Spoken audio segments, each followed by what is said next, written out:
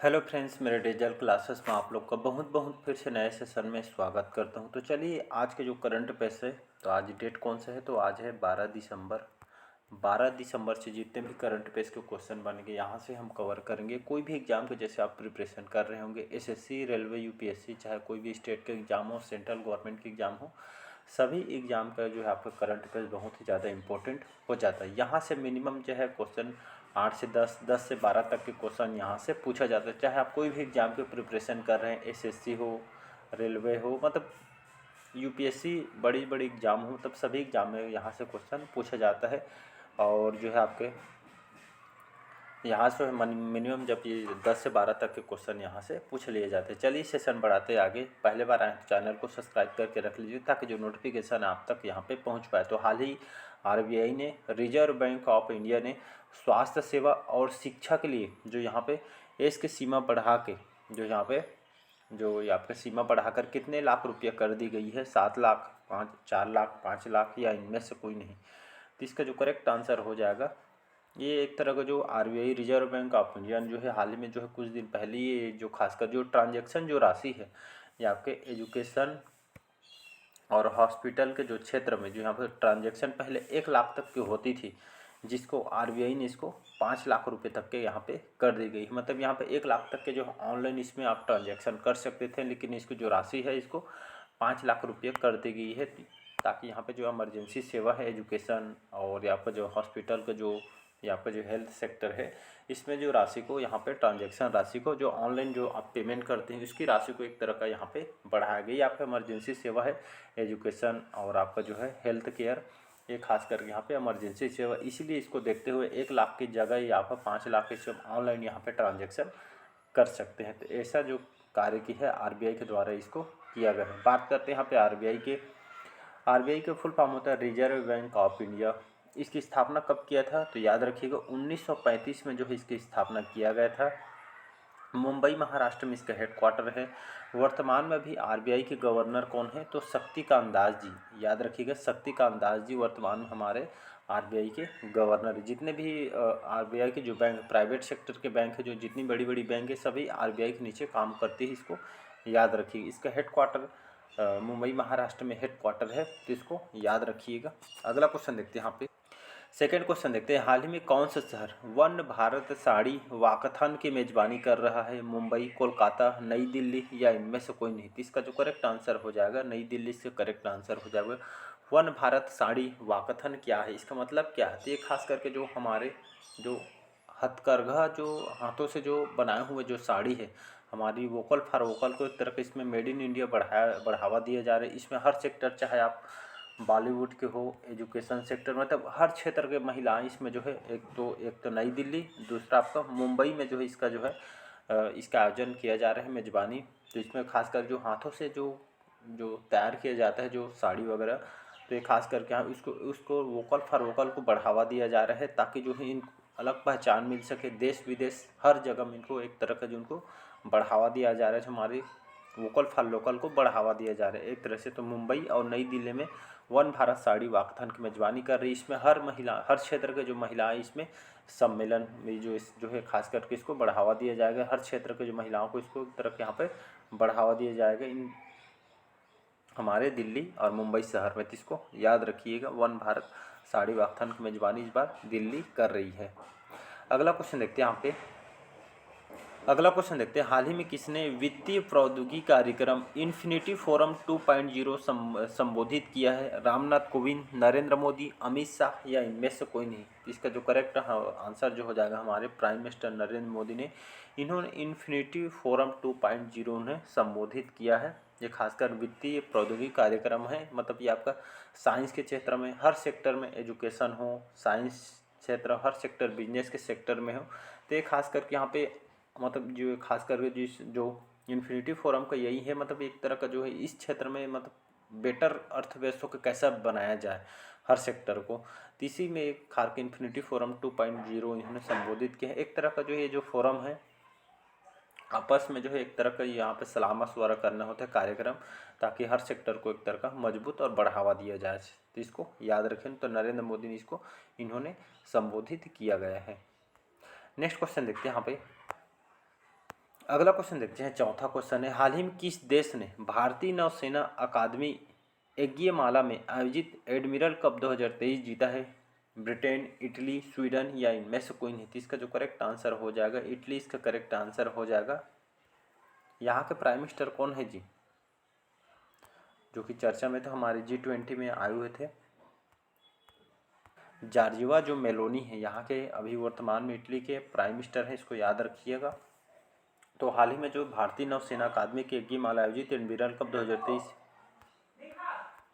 तो इटली ने यहाँ के जो एडमिरल कप 2023 को ये जो इटली ने जीता है हमारी भारतीय, इसमें भारतीय नौसेना सेकंड, आपका इटली ने प्रथम स्थान, सेकंड में जो है आपका हमारी भारतीय सेना यहाँ का उप विजेता रही थी। ये खास करके यहाँ पे चाहे आप जो एक तरह का यहाँ पे मैराथन किया गया था, और इस तरह में यहाँ पे हमारी भारतीय आर्ट एंड कल्चर के बहुत सारे जो इसमें जो खेल जो है प्रतियोगिता रखी गई थी इस जो भारतीय नौसेना अकादमी के द्वारा।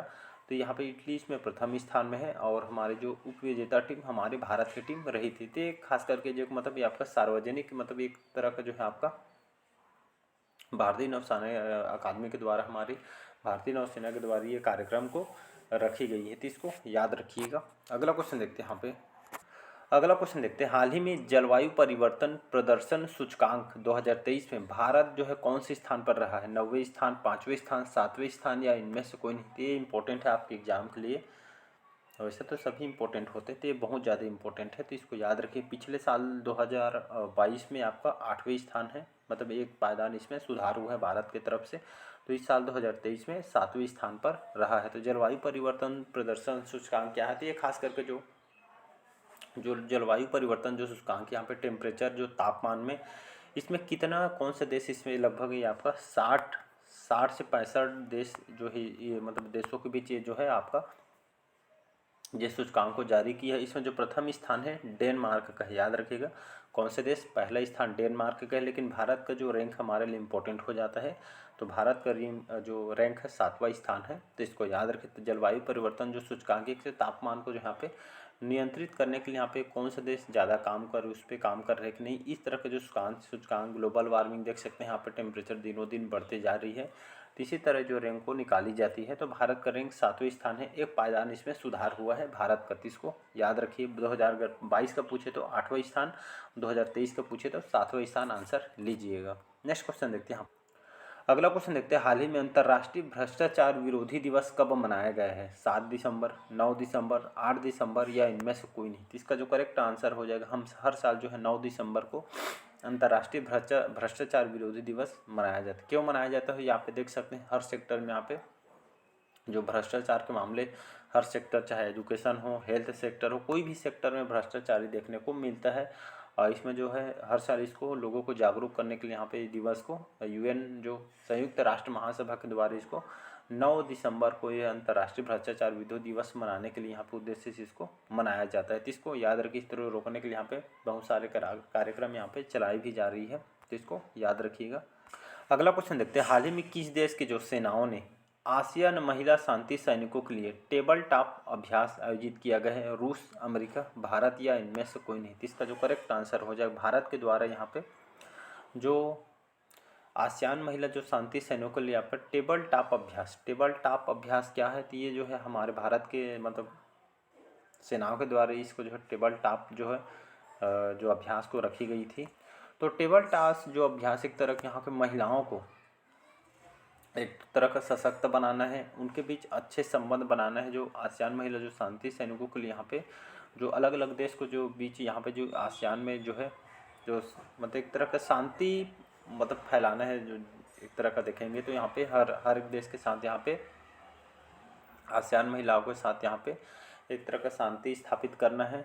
एक तरह के महिलाओं को हर सेक्टर में, चाहे मतलब फोर्स लाइन में जो है यहाँ पे सेनाओं में एक तो जो महिलाओं को एक उच्च श्रेणी में रखना है, मतलब एक लोगों को जागरूक करना है। यहाँ पे जो महिलाएं मतलब किसी से कम नहीं होती है, वो भी जो है आपका अपने आप में ही आपका इम्पोर्टेंट हो जाता है। और महिलाओं को हर जो सेक्टर में आत्मनिर्भर बनाना इसका मुख्य उद्देश्य है। तो इसी तरह का जो है टेबल टॉप अभ्यास यहाँ पे किया गया है। तो महिलाओं को एक तरह के यहाँ पे इनको सशक्त बनाना है, जागरूक करना है, मतलब हर सेक्टर में महिलाओं को उच्च स्थान यहाँ पे रखना है, तो इसको याद रखिए। तो इस तरह का जो महिलाओं को जो सेनाओं में जो एक तरह का प्रशिक्षण भी दिया गया है आत्मनिर्भर बढ़ाने के लिए, यहाँ पे दुश्मनों को लड़ने के लिए एक तरह का अभ्यास यहाँ पे किया गया है, जिसका आयोजन भारत के द्वारा किया गया है। अगला क्वेश्चन देखते हैं, हाल ही में क्यूएस स्थिरता रैंकिंग में भारत कौन सा जो विश्वविद्यालय, जो कौन सी यूनिवर्सिटी शीर्ष स्थान पर है? तो याद रखिए, तो आपका दिल्ली विश्वविद्यालय है। यह आपका सामाजिक पर्यावरणीय मामलों में जो है आपका जो अहम इम्पोर्टेंट रोल निभाता है दिल्ली विश्वविद्यालय। तो क्यूएस स्थिरता रैंक में जो है आपका कौन से यूनिवर्सिटी टॉप में है? तो ये आपका दिल्ली विश्वविद्यालय है। तो ये सामाजिक पर्यावरणीय मामले सभी मामलों में देखते हो यहाँ पे जो अहम योगदान निभाता है कि नहीं निभाता है, इस तरह का रैंकिंग यहाँ पे जारी किया जाता है। तो दिल्ली विश्वविद्यालय सामाजिक मामले में, पर्यावरणीय मामले में, साथ ही बाद एजुकेशन के मामले में सभी स्थान में जो है ये आपका टॉप पे चल रही है। तो दिल्ली विश्वविद्यालय इस स्थिरता रैंकिंग में आपका शीर्ष स्थान पर है। तो इसको याद रखिए, एजुकेशन, पर्यावरणीय मामले, सामाजिक में मतलब समाजों में जो यहाँ पर जो अपने जो रैंकिंग बनाए हुए हैं, मतलब एक तरह का हर सेक्टर में यहाँ पर जो पायदान में आपका अच्छा चल रहा है, कहने का मतलब यही है। अगला क्वेश्चन देखते हैं, 9वां क्वेश्चन है, हाल ही में किस जिला प्रशासन के द्वारा सुचित्वा थीरम परियोजना शुरू की गई है? पुणे, कोलकाता, कोझिकोड या इनमें से कोई नहीं? तो ये आपका कोझिकोड जिला, ये आपका केरल का जिला है, याद रखिएगा। केरल की बात करें, यहाँ की राजधानी है तिरुवनंतपुरम। पिनराई विजयन यहाँ के मुख्यमंत्री हैं और आरिफ मोहम्मद खान अभी वर्तमान में केरल के गवर्नर है। तो उसी तरह कोझिकोड जिला यहाँ पे जिला प्रशासन ने सुचित्वा थीरम परियोजना शुरू की है। सुचित्वा थीरम परियोजना है क्या? तो यहाँ पे जो केरल के जो जितने भी तट में यहाँ पे जो है तट में यहाँ पे जो लोग यहाँ पे जो अपशिष्ट जो पदार्थ है यहाँ पे, जैसे कूड़ा कचरा जो यहाँ पे ला के जो शहर के यहाँ पे जो मतलब रखे रहते हैं, उनको एक तरह के यहाँ पे एक तरह सफाई करना है, मतलब एक तरह के यहाँ पे साफ रखना है जगह। इस तरह के जो है अभियान सुचित्वा थीरम परियोजना यहाँ के लोगों के लिए यहाँ पे चलाया जा रहा है। जितना भी तटीय जो स्थल यहाँ पे पर्यटन जो विभाग को डेवलप किया जा रहा है, तो इस तरह के यहाँ पे जो अपशिष्ट पदार्थ है इसको पूरी तरीके से पर्यटन क्षेत्र में यहाँ पे नहीं रखना है, उसको यहाँ पे हटाना है वहाँ से। तो इस तरह के यहाँ पे कोझिकोड जिला प्रशासन के द्वारा इस परियोजना को लाई गई है, तो इसको याद रखिए। अगला क्वेश्चन है, हाल ही में किस देश ने इंटरनेशनल स्टूडेंट्स फंड दोगुना किया है? रूस, कनाडा, ऑस्ट्रेलिया, इनमें से कोई नहीं? तो इसका जो करेक्ट आंसर हो जाए कनाडा। कनाडा यहाँ की राजधानी है, ओटावा यहाँ की राजधानी है। जस्टिन ट्रूडो, याद रखिए जस्टिन ट्रूडो यहाँ के वर्तमान में प्राइम मिनिस्टर हैं। तो इंटरनेशनल स्टूडेंट्स फंड दोगुना करने की क्या मतलब है?